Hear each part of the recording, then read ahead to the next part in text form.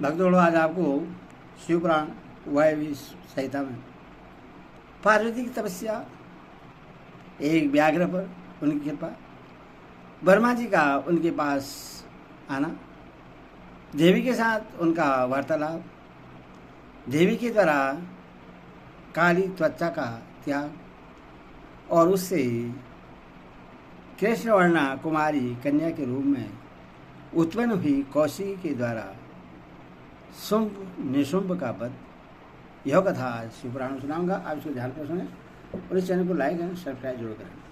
वही देवता कहते हैं महर्षि,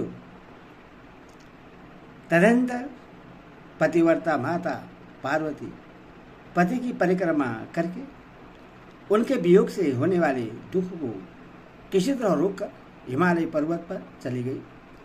उन्होंने पहले सखियों के साथ जिस स्थान पर तप किया था उस स्थान से उनका प्रेम हो गया था और फिर उसी को उन्होंने तपस्या के लिए चुना। तदनंतर माता पिता के घर जा उनका दर्शन और प्रणाम करके उन्हें सब समाचार बताकर उनकी आज्ञा रही उन्होंने सारे आभूषण उतार दिए और फिर तपोवन में जा स्नान के पश्चात तपस्वी का परम पावन वेश धारण करके अत्यंत तीव्र एवं परम दुष्कर तपस्या करने का संकल्प किया। वे मन ही मन सदा पति के चरणाबिंदु का चिंतन करती हुई किसी क्षणिक लिंग में उन्हीं का ध्यान करके पूजन की ब्रहा विधि के अनुसार जंगल के फल फूल आदि उपकरणों द्वारा तीनों समय उनका पूजन करती थी। भगवान शंकर ही ब्रह्मा का रूप धारण करके मेरी तपस्या का फल मुझे देंगे, ऐसा दृढ़ विश्वास रखकर वे प्रतिदिन तपस्या में लगी रहती थी। इस तरह तपस्या करते करते जब बहुत समय बीत गया तब एक दिन उनके पास कोई बहुत बड़ा व्याघ्र देखा गया। वह दुष्ट भाव से वहाँ आया था। पार्वती के निकट आते ही उस दुरात्मा का शरीर जड़वत हो गया। वह उनके समीप चित्रलिखित सा दिखाई देने लगा। दुष्ट भाव से पास आए हुए उस व्याघ्र को देखकर भी देवी पार्वती साधारणतः और नारी की भांति स्वभाव से विचलित नहीं हुई। उस व्याघ्र के सारे अंग अकड़ गए थे।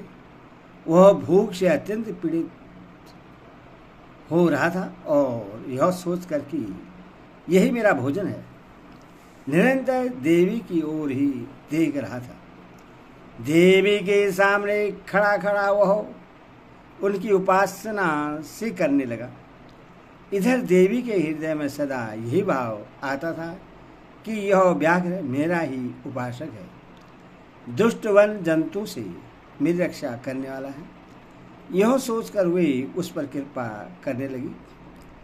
उन्हीं की कृपा से उसके तीनों प्रकार के मल तत्काल नष्ट हो गए। फिर तो उस व्याघ्र को सहसा देवी के स्वरूप का बोध हुआ। उसकी भूख मिट गई और उसके अंगों की जड़ता भी दूर हो गई।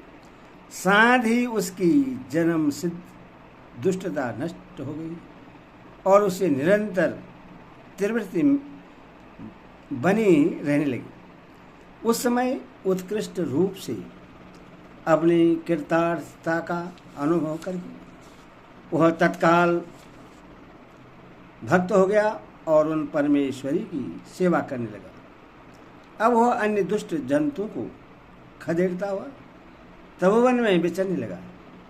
इधर देवी की तपस्या बढ़ी और तीव्र से तीव्रतर होती गई। देवता शुंभ आदि दैत्यों के दुराग्रह से दुखी हो ब्रह्मा जी की शरण में गए। उन्होंने शत्रु पीड़न जनित अपने दुख को उनसे निवेदन किया। शुंभ और निशुंभ वरदान पाने के घमंड से देवताओं को जैसे जैसे दुख देते थे वह सब सुनकर ब्रह्मा जी को उन पर बड़ी दया आई। उन्होंने दैत्यवध के लिए भगवान शंकर के साथ हुई बातचीत का स्मरण करके देवताओं के साथ देवी के तपोवन को प्रस्थान किया। वहाँ सुरश्रेष्ठ ब्रह्मा ने उत्तम तप में निष्ठित परमेश्वरी पार्वती को देखा। वही संपूर्ण जगत की प्रतिष्ठा सी जान पड़ती थी। अपने श्री हरि के और तथा रुद्रदेव के भी जन्मजाता पिता महामहेश्वर की भार्या आर्या जगन माता ये राजनंदिनी पार्वती को ब्रह्मा जी ने प्रणाम किया।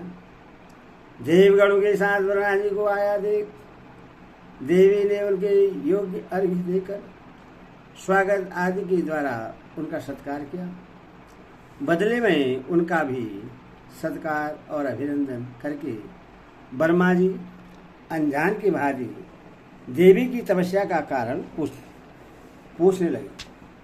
ब्रह्मा जी बोले, देवी, इस तीव्र तपस्या के द्वारा आप यहाँ किस अभिष्ट मनोरथ की सिद्धि करना चाहती हैं? तपस्या के संपूर्ण फलों की सिद्धि तो आपके अधीन है। जो समस्त लोगों के स्वामी हैं, उन्हीं परमेश्वर को पति के रूप में पाकर आपने तपस्या का संपूर्ण फल प्राप्त कर लिया है, अथवा यह सारा ही क्रियाकलाप आपका लीला विलास है। परंतु आश्चर्य की बात तो यह है कि आप इतने दिनों से महादेव जी के विरह का कष्ट कैसे सह रही है? देवी ने कहा, ब्रह्मण, जब सृष्टि के आदि काल में महादेव जी से आपकी उत्पत्ति सुनी जाती है, तब समस्त प्रजाओं में प्रथम होने के कारण आप मेरे ज्येष्ठ पुत्र होते हैं। फिर जब प्रजा की वृद्धि के लिए आपकी ललाट से भगवान शिव का प्रादुर्भाव हुआ, तब आप मेरे पति के पिता और मेरे ससुर होने के कारण गुरुजनों की कोटि में आ जाते हैं। और जब मैं यह सोचती हूँ कि स्वयं मेरे पिता गिरिराज हिमालय आपके पुत्र हैं, तब आप मेरे साक्षात पितामह लगते हैं। लोक पितामह, इस तरह आप लोक यात्रा के विधाता हैं। अंतपुर में पति के साथ जो वृत्तांत घटित हुआ है, उससे मैं आपके सामने कैसे कह सकूंगी? अतः यहाँ बहुत कहने से क्या लाभ?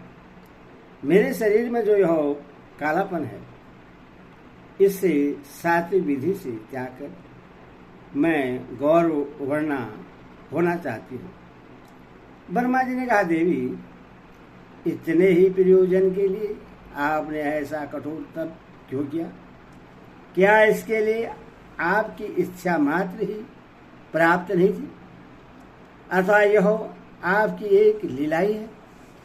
जगन माता, आपकी लीला भी लोक हित के लिए ही होती है, अथवा आप इसके द्वारा मेरे एक अभिष्ट फल की सिद्ध कीजिए। निशुंभ और शुंभ नामक दो दैत्य हैं, उनको मैंने वर दे रखा है। इससे उनका घमंड बहुत बढ़ गया है और वे देवताओं को सदा रहे हैं। उन दोनों को आपके ही हाथ से मारे जाने का वरदान प्राप्त हुआ है, अथवा अब विलंब करने से कोई लाभ नहीं। आप क्षण भर के लिए सुस्थिर हो जाइए। आपके द्वारा जो शक्ति रची या छोड़ी जाएगी, वही उन दोनों के लिए मृत्यु हो जाएगी। ब्रह्मा जी के इस प्रकार प्रार्थना करने पर गिरिराज कुमारी देवी पार्वती सहसा अपने काली त्वचा की आवरण को उतार कर गौर वर्णा हो गई। त्वचा को काली त्वचामयी आवरण रूप से त्यागी गई जो उनकी शक्ति थी, उसका नाम कौशिकी हुआ। वह काले मेघ के समान कांति वाली कृष्णा वर्णा कन्या हो गई। देवी की वह मायामयी शक्ति ही योग निद्रा और वैष्णवी कहलाती है। उसके 8 बड़ी बड़ी भुजाएं थीं। उसने उन हाथों में शंख चक्र और त्रिशूल आदि आयुध धारण कर रखे थे। उस देवी के 3 रूप हैं, सौम्य, घोर और मिश्र। यह 3 नेत्रों से युक्त थी। उसने मस्तक पर अर्धचंद्र का मुकुट धारण कर रखा था। उससे पुरुष का स्पर्श तथा रति का योग नहीं प्राप्त था और वह अत्यंत सुंदरी थी। देवी ने अपनी इस सनातन शक्ति को ब्रह्मा जी के हाथ में दे दिया। वही दैत्य परवर शुंभ और निशुंभ का वध करने वाली हुई। उस समय प्रश्न हुई, ब्रह्मा जी ने उस पराशक्ति को संभालने के लिए एक परभल सिंह प्रदान किया जो उनके साथ ही आया था।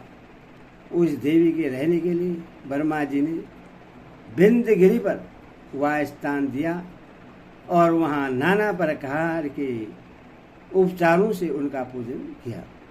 विश्वकर्मा ब्रह्मा के द्वारा सम्मानित हुई वह शक्ति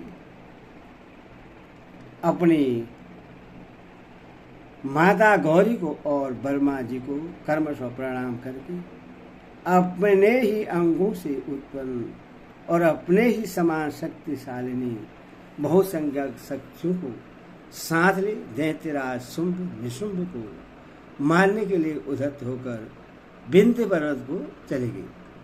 उसने समरांग में उन दोनों दैत्यों को मार गिराया। उस युद्ध का अनयंत्र वर्णन हो चुका है, इसीलिए उसकी विस्तृत कथा यहाँ नहीं कही गई। दूसरे स्थलों से